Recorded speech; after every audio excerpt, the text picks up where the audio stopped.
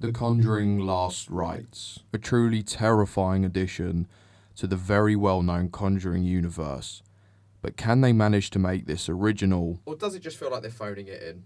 I don't know. Let's talk about it. Hello, welcome back to the AJ Review Show, episode 25. Sorry, I wasn't swearing. Mum, I wasn't swearing, I'm sorry. I never been a massive fan of the Conjuring films. I'm not a big fan of actually really scary films because I don't particularly like getting scared. I knew I needed to watch this, and you know what? I was mostly pleasantly surprised. It is 2 hours and 15 minutes long, too long, and it's directed by Michael Chavez, who did The Nun 2 and The Conjuring, The Devil Made Me Do It. So he does have previous experience in the universe. So, in the final film, in the final run of The Conjuring, ends with the Warrens' final case that supposedly made them stop doing investigations altogether. Ooh. Another supposedly true story where a family in Pennsylvania, USA claims that their home has been haunted by an evil presence.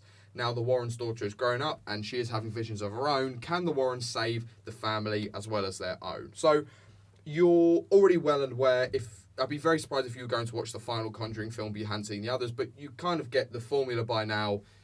They're doing their own thing. A family needs their help. They go. Everyone gets really messed up, but they seem all right by the end of it. As always, Patrick Wilson stars alongside Vera Farmiga. I might be saying that wrong. I'm sorry. The two of them are very well known in the universe. They've been in 3 films before this. They play the Busters, the Ghostbusters, whatever you want to call them. 2 of them are great on screen. I actually do really like their relationship. They both do different things within sort of the ghost-busting. I've got to stop saying that. They do different things within sort of spiritual realm. I like them. I think the 2 of them are really good characters, and I wish the film had sort of focused on them a little bit more. Trilogy of films, Mia Tomlinson, you may have seen from The Mediator or The Bandit, is the grown-up daughter of the Warrens, Judy. I think her role gets better the longer she goes on in the film. I think at the start she's quite plain and a bit whiny. But she becomes more interesting as the film goes on, as she starts to get her visions. That sort of makes her character a little bit more interesting. And Ben Hardy plays the boyfriend of Judy in this film, who you know may from The Voyeurs, Bohemian Rhapsody, or X-Men Apocalypse. I actually really liked him, and I like the way he gets introduced to the family. As the sort of outside of the family who gets dragged into all the madness, he is probably the most relatable character of them. And you could probably see yourself going, yeah, I'd be doing what he's doing right now if there's a ghost in the house, or I'd be the one getting messed up by the ghost and things like that. So he's the outside of the family, but I liked his character because he is slightly more believable than, say, Ed Warren, because he's just like, you know, boxing with the ghost and stuff like that. He's in the corner. I mean, he's not cowering, but he's like, yeah, you fight the ghost. I'm going to help a little bit from 6 feet that way. The story is the same as all the previous films. It is a set-up formula. They're not going to change it now. The family needs their help. They're the only one that can save them. They're not going to change the formula this well. They know what the audience wants, and they do deliver it in an interesting and a scary way. I would say at this point, in a trilogy of films that now has another one, so the 4th film in the series, I think it's difficult for them to really bring anything new. Obviously, you're always going to get the same sort of very similar horror tropes and things like that, but they do things in a way... Shut up. They do things in a way that is interesting enough and relatively new to keep you interested for the time that you're watching it. And I think if you do like the films that have come before it, I don't think you're going to be disappointed by this at all. I do really like that in these films that sometimes you watch horror film and it has a deeper message. I would say there's probably a deeper message in Bring Her Back and things like that. But this film just wants to be a horror and it wants to scare you, and it delivers as a proper horror film. There's nothing really deeper to it or symbols or anything like that. Maybe some values about family or some crap, but it just wants to tell you a story and it wants to scare you, and I'm all for that. However, I did find in the pacing of the film that it takes ages to get to the point. Most horror films shouldn't be over 2 hours, and this is not an exception to that rule, but it spends at least the first hour setting up the story and trying to bring the 2 families together.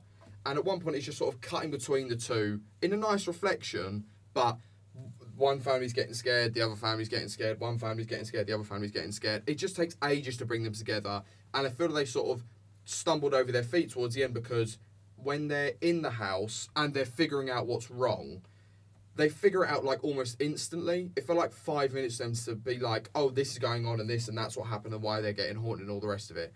I just feel like they really needed to speed that first hour along a bit, because although it's interesting, it doesn't really add much to the story, and a lot of it just felt like, to be honest with you, needless fan service. Also, I think a downside, even though they did manage to make it relatively new and believable, is that in a horror film of this nature, where you know the characters, it's supposed to be a true story, you know what the ending is going to be roughly before you've gone in. You know, there's not many things they can surprise you with. I would say there were things there that surprised me, but there's nothing in there that's going to like blow you away completely. And I think that is, you know, part of the horror genre, but also being the fourth in a set of films. I also don't like that they market the film as a true story, but if you look into it, they do have like creative rights to dramatize it and make it a bit more, Hollywood-esque and more exciting.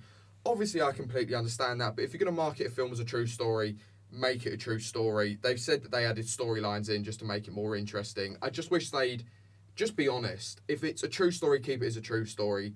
If it's mostly true story, say, they say based on true events, which is kind of like a get around. It just annoyed me that the film was not completely honest. But if it was completely honest, it might have been really boring. So it's kind of the rough with the smooth. It's a bit of a tough one. Like I already said, they do make the film very scary, and I'm absolutely for it. That's really sound. But they have tried to make the film continuously scary, which, if you watch horror films, know that it actually makes it not very scary at all. They never really let the tension drop and rebuild it. They tried to keep the tension going continuously with scare after scare after scare.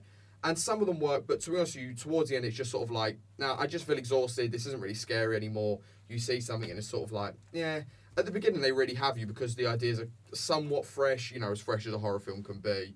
But they should have let the tension drop and then rebuild it again for the final act, because by the final act, I just felt tired. This is also why I always say that horror films should be 90 minutes or an hour and 40 at absolute tops, because you can't keep the suspense going for that long. Unless your idea is absolutely amazing, you do not need to be making a film, especially a horror film, that is over 90 minutes long. Another problem I had sort of to do with the characters was that there were times where they had made the cast something like, I think it was like 12 or 13 people in the house at one point. Too many people for you to care about. There were 3 actresses in it who look relatively similar, not completely similar, but relatively similar, kind of sort of same age. And I was getting them confused at times, especially in the final scene. I was like, is that this person? Is it them? I'm not entirely sure what's happening to who, because there's too many people. Again, they want to make it accurate to the story, or based on a true story. I just felt there was too many people for me to really care about everyone, and you don't really get as much focus on the Ed and Lorraine Warren as I would have liked. They also do kind of annoyingly just write out the Nan and Grandad at some point. You get a very basic explanation, but they don't come back at all during the film. They just sort of write them out, which is also, I'm glad they got rid of a couple of people from the bloody screen, but for no real explanation. I think that horror films, and this is a big bonus, have actually learned to make more interesting shots and camera angles. They do a very creative approach towards the way they use the camera and the darkness stuff, and it really does add to the creepiness. But it's also kind of hard to totally appreciate what's going on, because you're going to get scared, or it's just setting up like another jump or things like that. And it does fall into the same horror tropes that every film does, because horrors need to do something new. At least Skinamarink tried something new. It's very, very varied whether people think that's a good film, but it tried something new, and I think there needs to be new ideas in the horror film industry. I think the film is also probably a bit too much fan service. It's kind of to be expected this far in. They've really built up quite a big fan base of people that really love their films, but I think towards the end, they had all these sort of like old villains showing up, like it was an old Batman film. I was half expecting the Joker and Riddler to show up at one point, because it's like, oh, do you guys remember that Annabelle was a thing? It just annoyed me a little bit. They were just sort of like shoving things in at the end. And for something to supposedly be a true story, where they're putting all this other stuff in, it just felt a little bit too set up. Like we just kept this one and all this stuff's happening in it. I know they're trying to make like a big send-off for it, and I completely understand that. It just felt a little bit synthetic at times. Overall, I would say it's a good horror film. I did enjoy the story, and I like the way it was told. I think the first act was dragged out way too much. There were too many characters, and if you're marketing a film as a true horror, then that's what it should be. There's not enough time spent on the Warrens at all. I did like it.